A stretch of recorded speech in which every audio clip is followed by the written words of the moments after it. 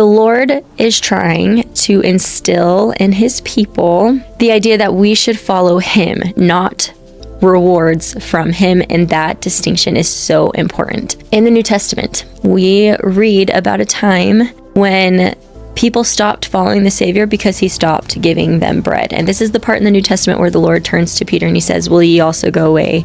And they're like, where are we going to go? You have the words of life. There were a bunch of people who had been following Christ and they left because he stopped giving them bread. It is ironic how that miracle of bread was a distraction from the actual life-changing effects of following Jesus Christ.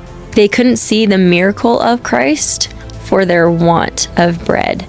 Never mind that he had performed this incredible miracle where he made a ton of bread and fish for everybody to have enough. They were too distracted by the fact that their bread stopped to remember that miracle and to pause long enough to stick around and see whether there was something here, that he had performed this incredible miracle.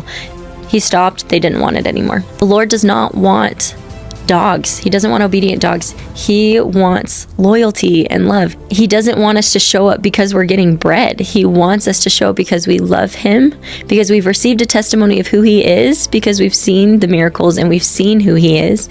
He wants our loyalty and love. He doesn't want us to just show up because there's going to be a treat. He wants us to follow him through thick and thin. He wants us to trust him when the miracles don't immediately appear. He wants us to choose to follow him through difficulty, just as he has chosen to follow us through difficulty. And the only way to instill and test this kind of faith is to allow obstacles, is to allow for a trial of faith. Trials try our faith. If we can better understand the purpose of mortal life, which is to grow to become like him, we can start to understand the irreplaceable effect of trials and hardship in our lives. We have to be tried or we will not grow. Sometimes it's punishment, but it is also a means by which the righteous grow. We cannot afford to see trials as proof of the Lord not being with us.